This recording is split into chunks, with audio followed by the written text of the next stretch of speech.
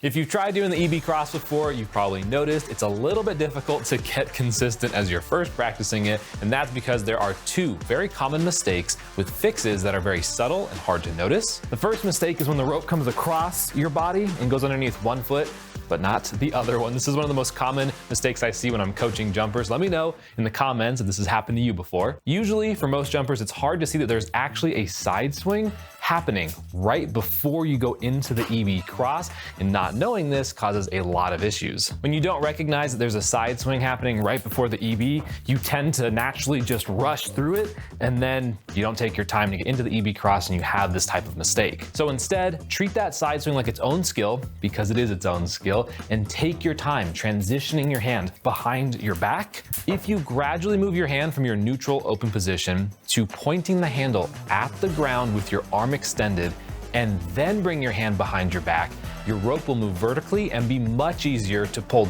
down under your feet as you jump the EB cross. And if you are new to jump rope and you're not quite sure if you have proper form with your jumping, or if you still have a lot of questions about jump rope, you should sign up for my free 14-day Kickstart program for beginners. I put 30 full-length modules in there with everything you need to know, plus proper form for some footwork skills and the best beginner freestyle moves. There's a link in the description to sign up. And the second most common EB mistake is when you get the rope all the way over your body, comes all the way over, but then it doesn't quite make it underneath your feet, or maybe sometimes it does go under, but most of the time it just catches your ankles or your toes. This is because your hands are up too high in the EB cross, especially the backhand. This backhand is the key to all of your EB skills, and for most jumpers, it just kind of freezes all the way up on your back and stays right there. Instead, you want your hand on your hip, pointing at the floor when you jump the EB cross. And when I'm working with jumpers on our coaching sessions, they usually say that their hand feels like it's turning. Subjectively, it felt like they were moving it